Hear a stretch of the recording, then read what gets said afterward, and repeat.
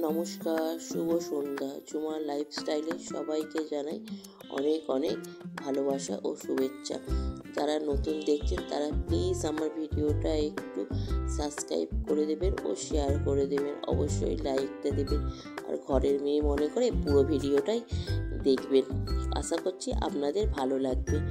আজকে ভিডিওটা সন্ধেবেলা থেকে শুরু করার কারণ হচ্ছে, এই যে দেখেছেন তো আমি বাপের বাড়ি এসেছি, মন্দির আছে এখানে পয়লা বৈশাখে।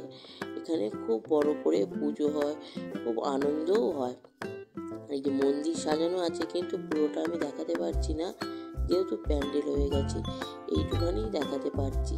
আর ওদিকে দেখলেন তো বাচ্চারা সব সবজি ধুয়ে বস্তায় বস্তায় রেখে দিচ্ছে, আর এদিকে দেখুন সবজি কাটাটা, কত লোক যে সবজি কাটতে বসেছে। আর এখানে অনেকে চেনাশোনা, তো সত্যি আমার ভিডিও করতে একটু লজ্জা লাগছিল।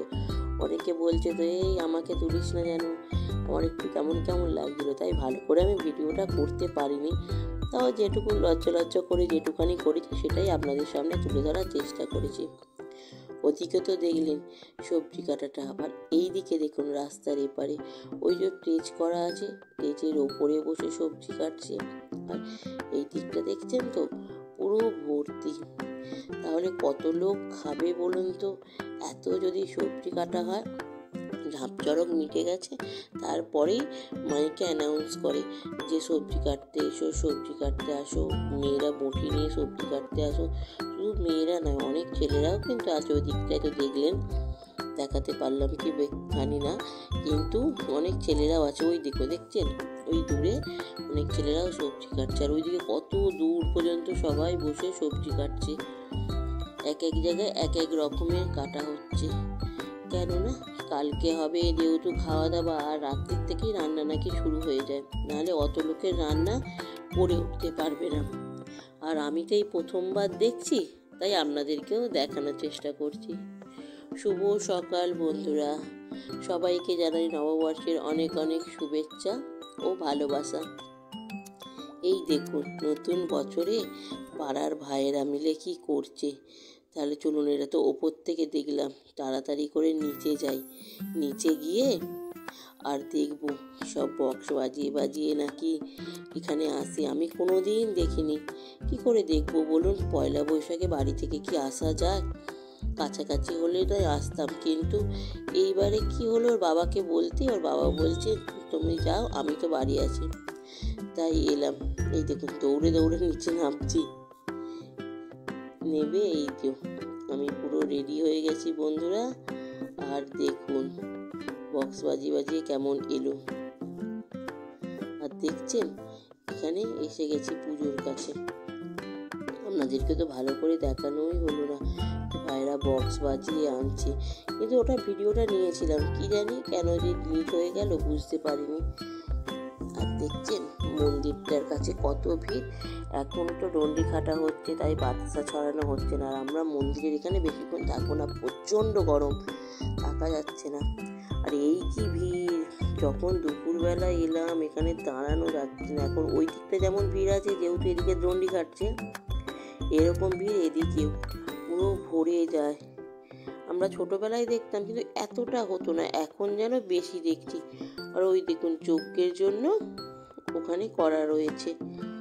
আর আমার মাও যাবে জল আনতে মানে যাবে না, আমার মা মনে হয় গেছে জল আনতে। আমি আর আমার ছেলে এখানটায় দাঁড়িয়ে রয়েছি, ভেতরটায় তো ঢুকছি না। আর আমি তো জল ঢালবো না, মা ঢালবে, গ্রামের পুজো, মাকে জল ঢালতেই হয়, তাই এখানে দাঁড়িয়ে রয়েছি। আর মা জল নিয়ে চলে গেছে মন্দিরে ঢালবে বলে। মন্দিরে ঢেলে এসে মা প্রসাদ নিয়ে এলে ওই প্রসাদ খেয়ে আমরা বাড়ি যাব, আবার পরে আসবো। এরপরে এলে না ফোন নিয়ে আসা যাবে না, নাহলে বাতাসা কুড়াবে আর ভিড় হয়ে যায়।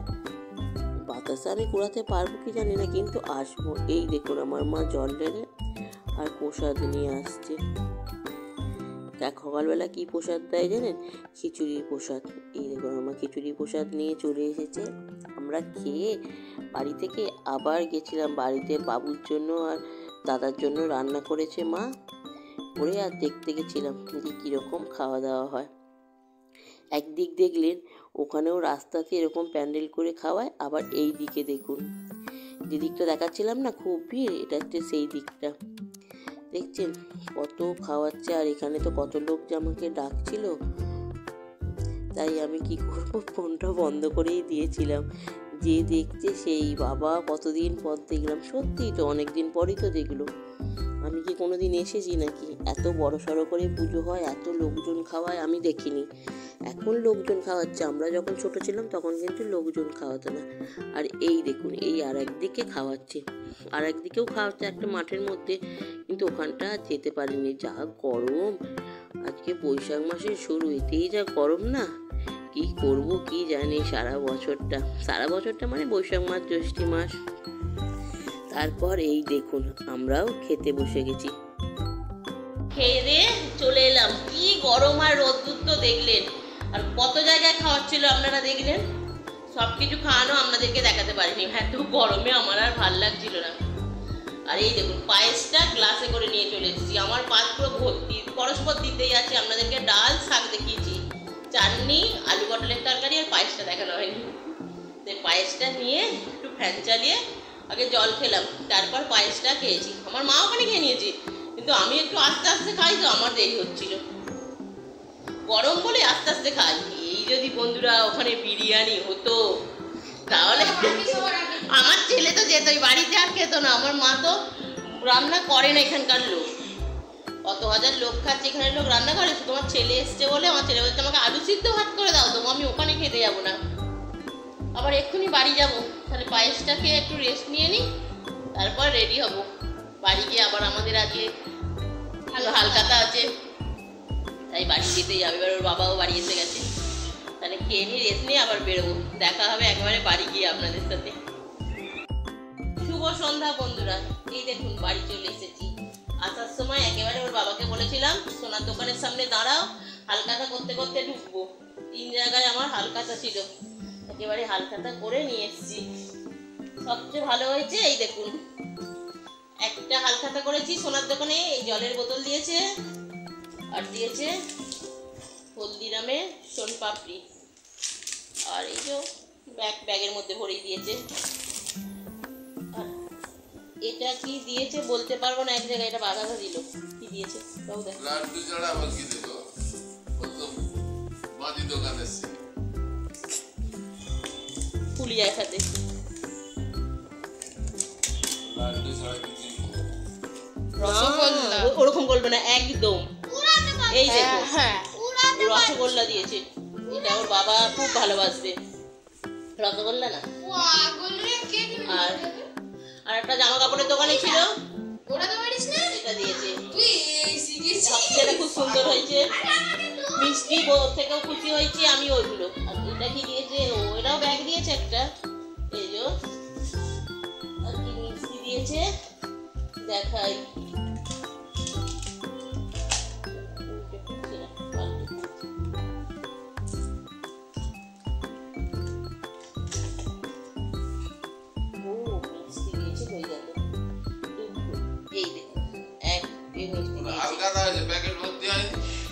সত্যি কথা, তোমার দোকান থাকলে তুমি বুঝতে। পয়সা নেয় না, না আমার পয়সা নেয়নি। তাহলে বন্ধুরা এই যে মিষ্টি এসে গেছে, সোনপাপড়ি প্যাকেট এক্ষুনি খুলে খাবে বলে সব ব্যস্ত। তাহলে দিই সবাইকে, আর জামা কাপড় বদলে রান্নাঘরে ঢুকে পড়ি রান্না করার জন্য।